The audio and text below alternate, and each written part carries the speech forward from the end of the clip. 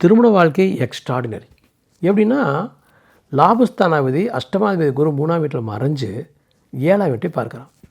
அப்போ நண்பர்களுக்கும் கூட்டாளிகளுக்கும் வாழ்க்கை துணைக்கும் ராயல்.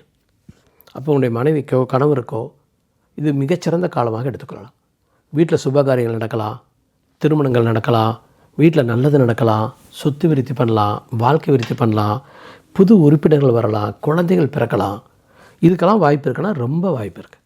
மிக மிகச் சிறந்த காலமாக இந்த 5 மாதத்தை குடும்பத்துக்கும் வாழ்க்கை துணைக்கும் நண்பர்களுக்கும் பிஸ்னஸ் பார்ட்னர்ஸுக்கும் நம்ம எடுத்துக்கலாம்.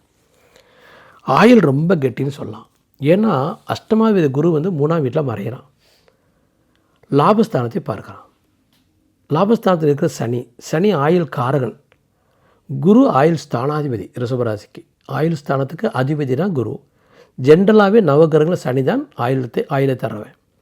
அப்போ அந்த சனியை குரு பார்க்குற இந்த 5 மாதம்னா உடல் பலம் அதிகமாகும், மன பலம் அதிகமாகும், அதிக காலம் இருக்கிறதுக்கான நம்பிக்கை பிறக்கும்.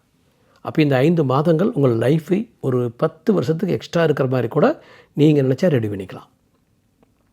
தியானம் பண்ணி பழகலாம், வாக் பண்ணலாம், யோகா பண்ணலாம்.